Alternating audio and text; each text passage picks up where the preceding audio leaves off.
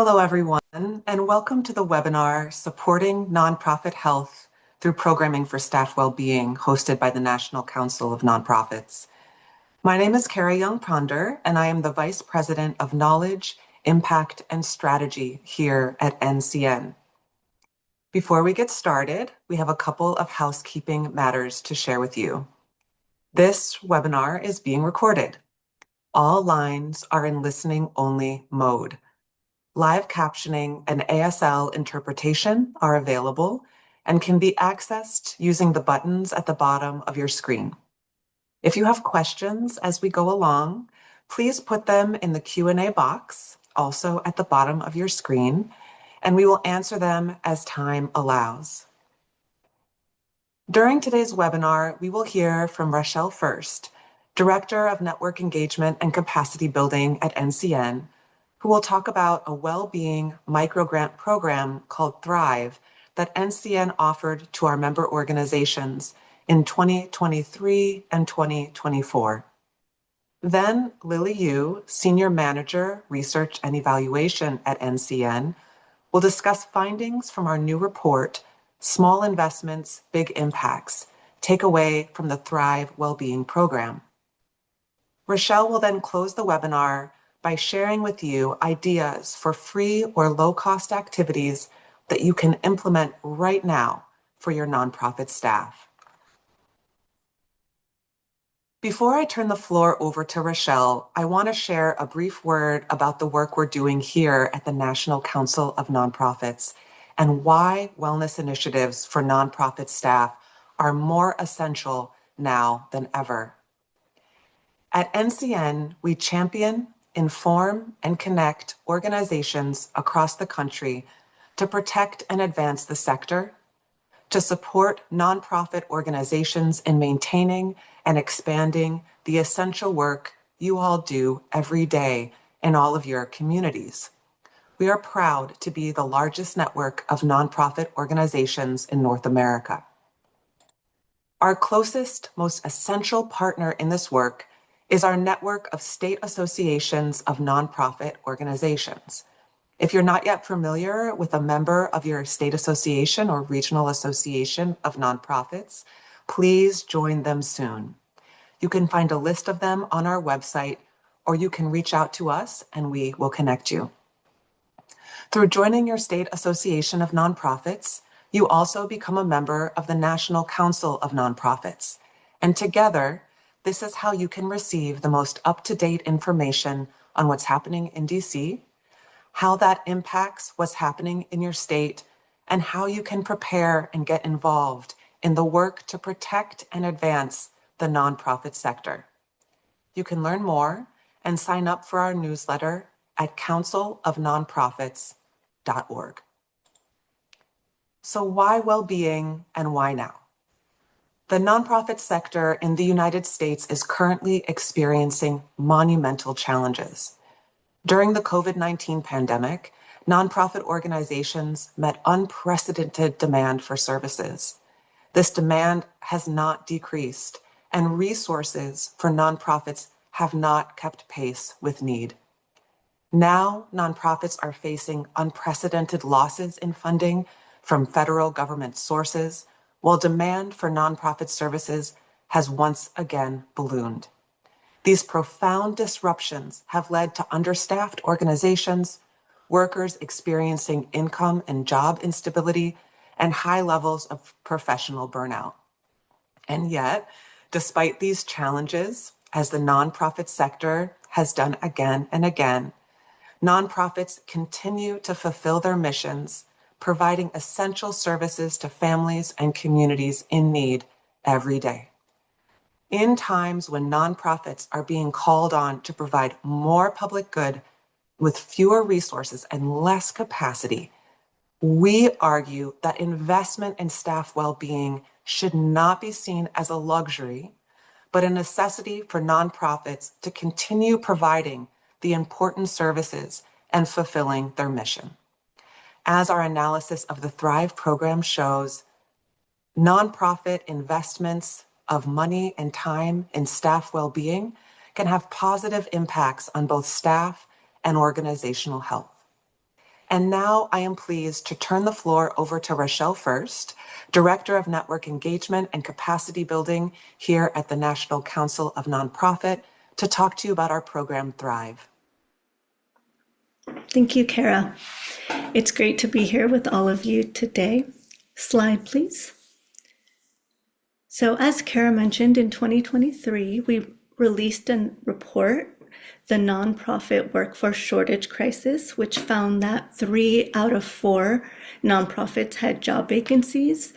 There were numerous reasons, as you can see on the screen, and 50.2% of nonprofits stated that one of the reasons they were having challenges filling the job vacancies were stress and burnout. And so it was important to us at NCN to find a way to address this. And we did that by designing the Thrive program, a microgrant program that provides funding to our members to support their staff well-being. Slide, please. So we use the term workplace well-being to refer to the ability to feel good and function effectively.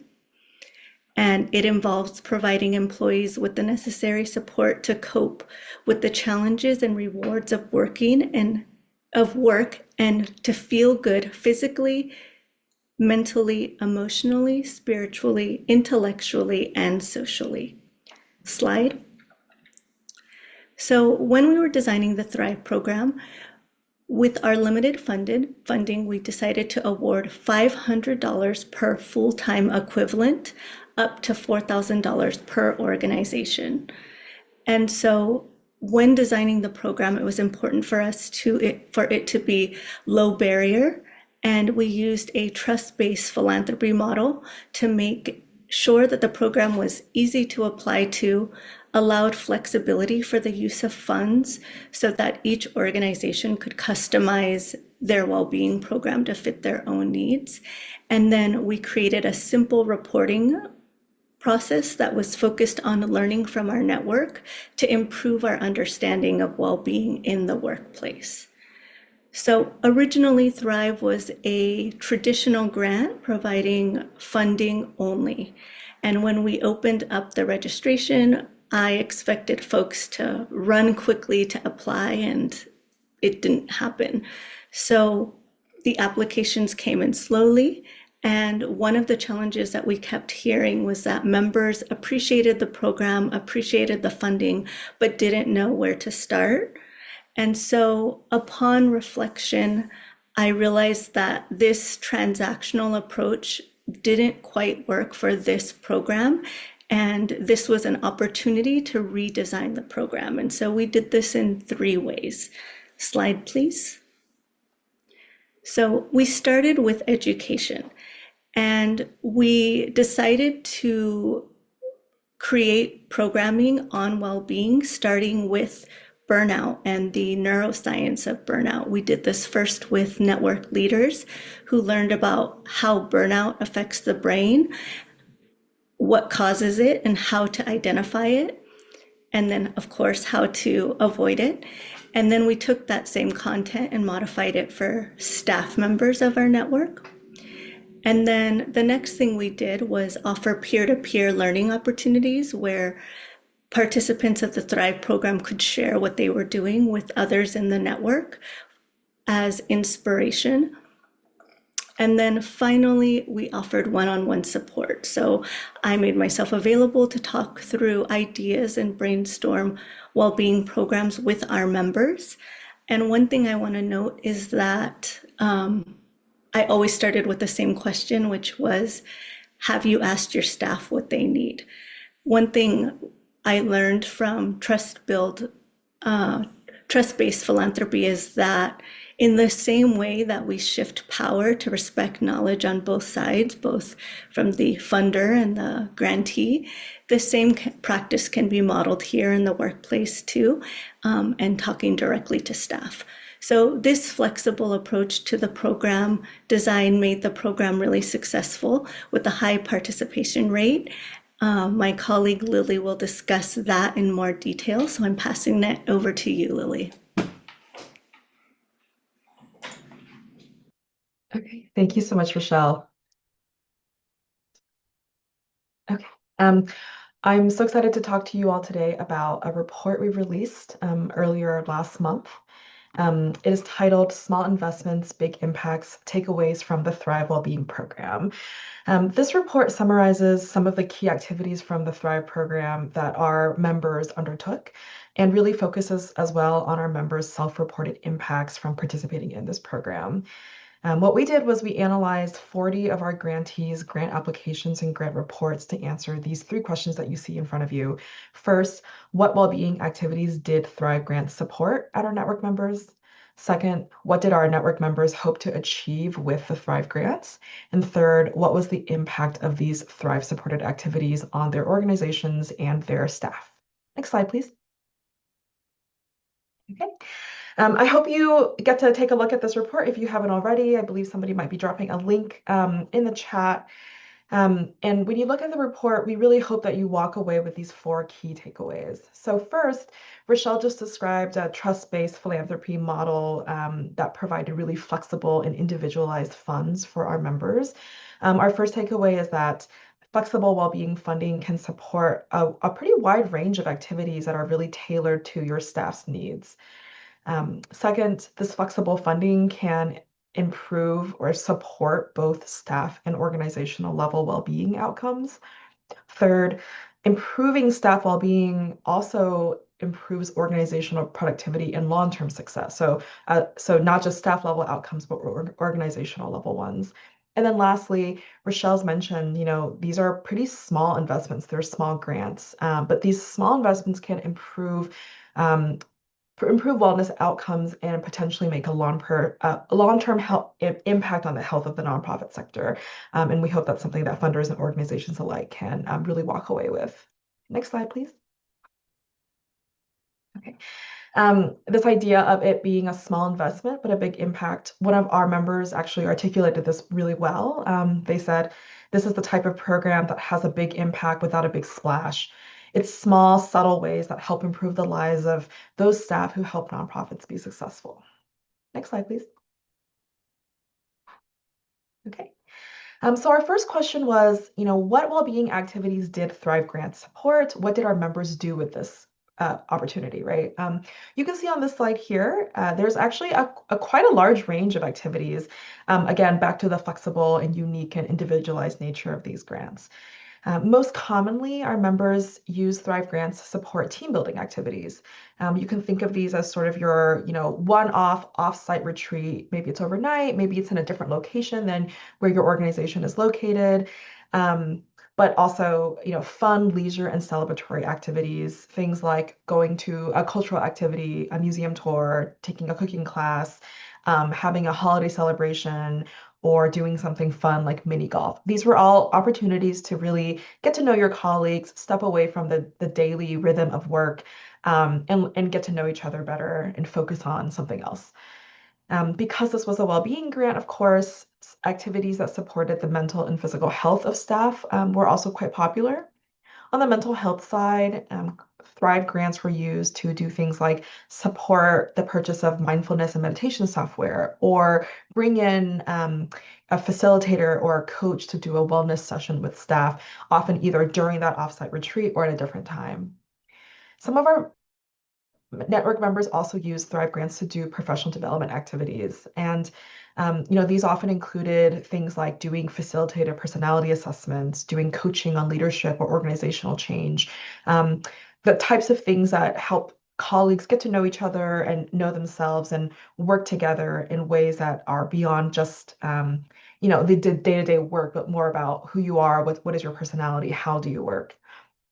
Members also use Thrive funds to do workplace enhancements, so providing meals and snacks for colleagues to be able to convene and get to know each other.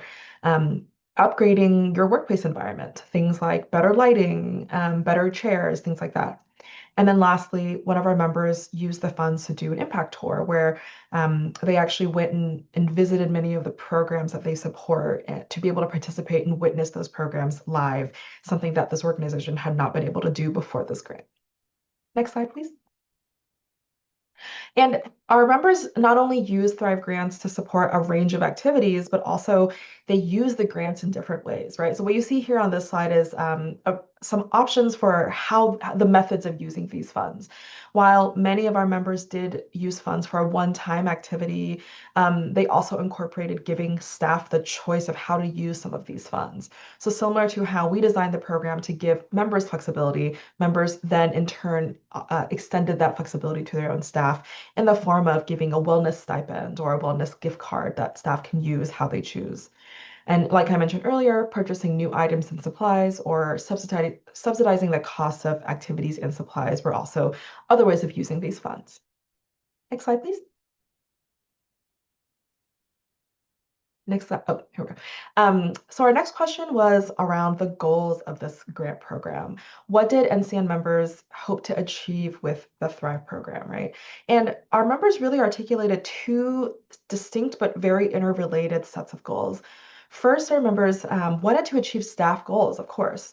Um, very obviously, improving staff health and well-being was a very common goal. Things like, I want to decrease the pain of a staff member who has a very sedentary computer-based job, or I want to create a consistent practice of self-care amongst our staff so that they can do this on a daily basis. Our members also wanted to improve the joy and morale of their staff through this program. So helping their staff enjoy getting to know each other, enjoy working together, and once again, enjoying their work. And lastly, members really wanted to recognize their staff and show appreciation for their staff, particularly as they had worked through incredibly challenging times, like Rachelle had mentioned, of the post-pandemic or pandemic era. Next slide. And then relatedly, our members articulated organizational goals for this program, right? Improving or strengthening workplace culture and community through the process of creating a consistent wellness culture and improving relationships between colleagues. And members really saw a link between improving culture and relationships to also increasing staff productivity, either in the form of, hey, our staff are well, so they can focus on their jobs when they're working on their jobs, or our staff get to know each other better, so now they're able to collaborate more productively. Um, and improving or renewing staff commitment to the organization's mission was also very much articulated as an organizational goal, right? If we can recognize our staff and help them have a renewed sense of commitment, that'll only help our organization do its job in the long term. And all of these organizational goals really lent itself to this idea that by improving staff wellness and well-being, which in turn improves organizational well-being, we will then improve the long-term success of our organization. Next slide. Okay. I love this quote because I think it really captures this idea of recognizing staff for their hard work. This member says, we want an opportunity to celebrate our persistence in the face of adversity and acknowledge the additional energy and personal resources our staff have extended in service to fulfilling the agency's mission during these recent high-intensity years. So again, recognizing staff for their hard work during particularly challenging times. Next slide, please. And then our last question was, what was the impact of these activities? What was the impact of Thrive supportive well-being activities? Our members reported four, big picture impacts. The first was a greater culture of well-being. I mentioned earlier that many of our members use these funds to do a one-time activity, right? A one-time retreat or a one-time fun activity. But actually, when they reported back in their grant reports, they actually said that because of that one-time activity or this one-time grant, we were actually able to incorporate wellness practices into our workday more consistently and in the long term.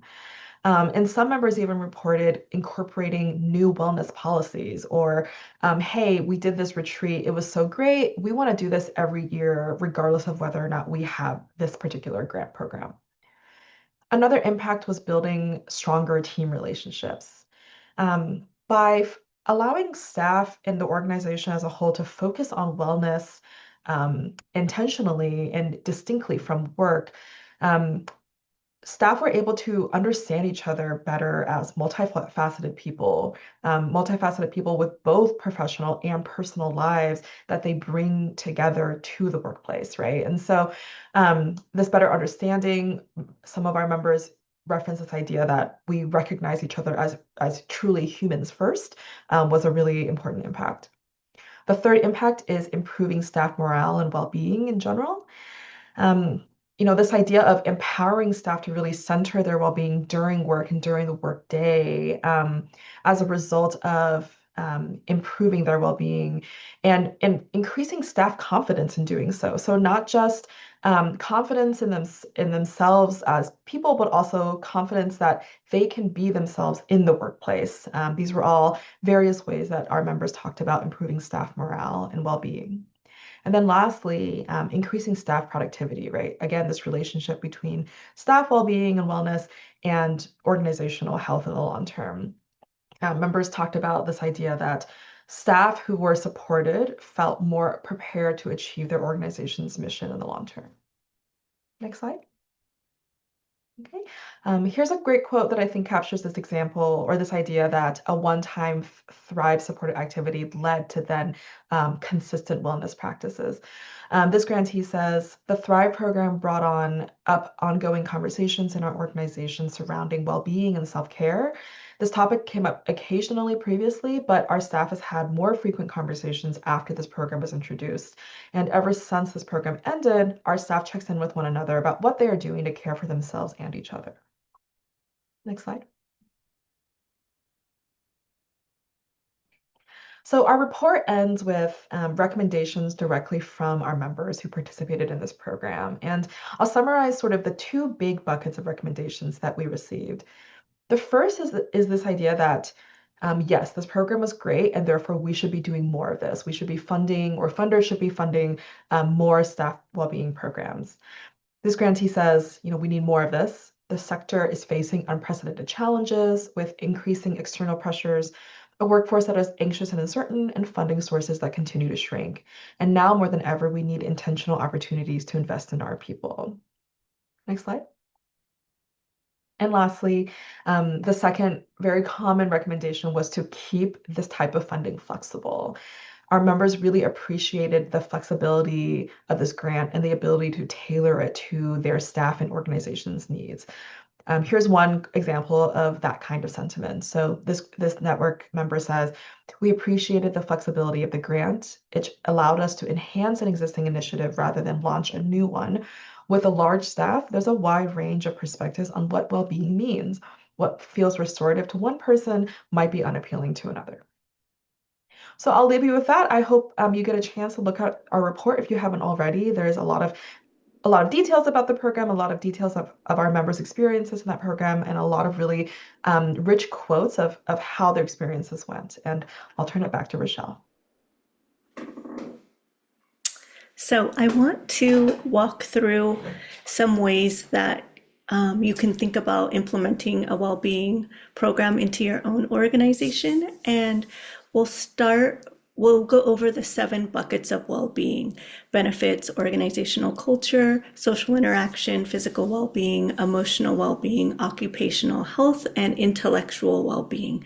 So the way that this is color-coded is that low to no cost items are blue, and this is just a start to help get folks thinking, and this is not the entire list of possibilities. So starting with physical health and well-being, thinking about things like group fitness hours and nutritious offerings. One organization shared that they did a cute and silly to some activity that was 80s aerobics, and they were offering this short aerobics inspired by the 80s at their office each week, and I thought that was really cute. And then nutritious offerings. Many organizations already have a budget for snacks, and just thinking about what can we add that is healthy. And then wellness stipends, similar to what Lilly covered with our members. And then coaching, and this can be around yoga practices and any type of coaching, and then fitness incentives. Moving to the intellectual well-being, we saw this as professional development stipends. You can think about it as mentorships, regular safety training for occupational well-being, just making sure that folks are safe while at work. And then when we move to the emotional and mental well-being category, one thing I'll note is that sometimes organizations don't have a lot of funding to offer every staff person something, but I think this is a great area and overall, regardless of the category, where you can make a big impact with a small dollar amount, and that is hiring experts to teach specific things. And so in this category of emotional and mental well-being, we have things like dealing with stress and how to deal with stress and offering workshops like that, art therapy activities. Something we see a lot from our own members are requests for conflict resolution training, and then mental health support. Next slide, please.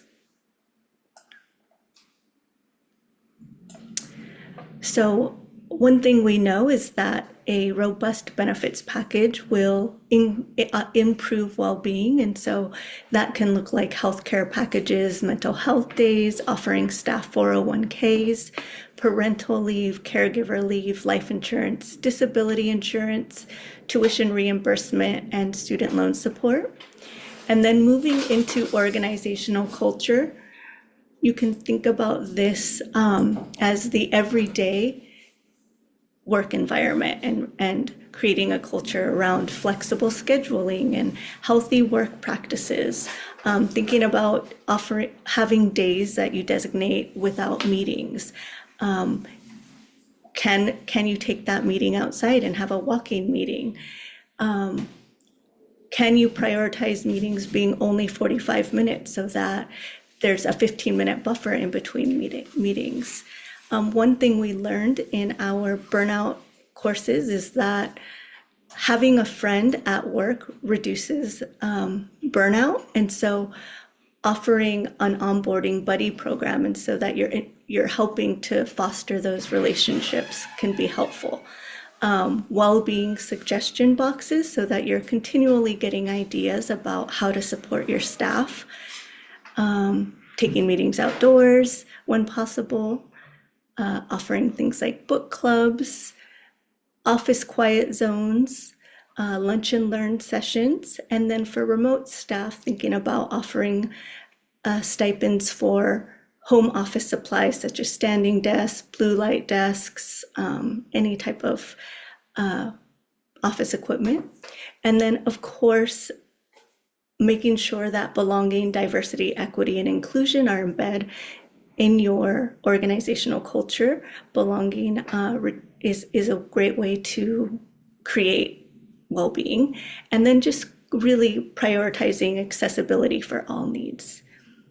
And then when we move to the final category, social interaction, this can look like community outreach or volunteering opportunities, creating fun and free challenges such as water drinking challenges, exercise challenges, taking steps, encouraging phone calls between team members and virtual happy hours and in-person happy hours as well. Virtual water cooler channels for folks with remote teams. Book club shows up again.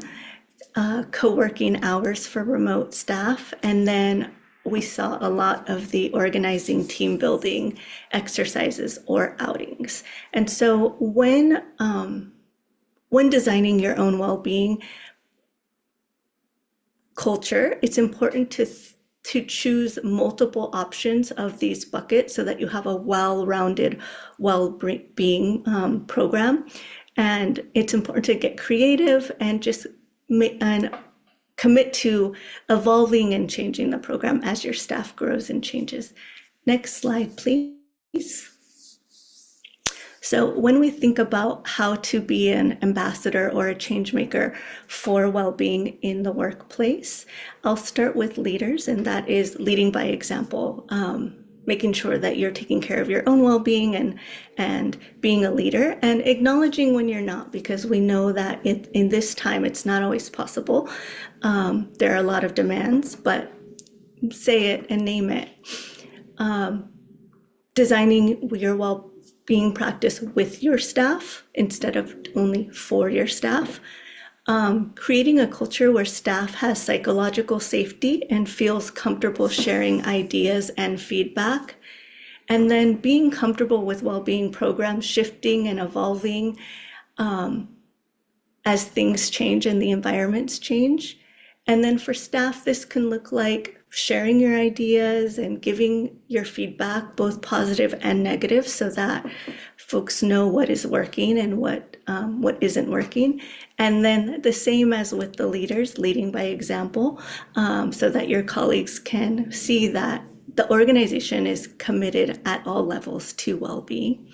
And then when we think about funders, we hope that funders will invest in well-being grants and pair that with education, because we know that that is important. And then, of course, designing flexible programs. And so I'll leave you with my hope that this has sparked some ideas for your own organization. Well-being looks different for every person. Lilly said that, and one of the quotes was about that. There isn't a one-size-fits-all approach to well-being. So we know that when we're intentional and make space for that diversity, we build workplaces where people feel valued, supported, and empowered. And that's the impact that we all have the opportunity to make in our own organizations. With that, I will pass it back to you, Kara.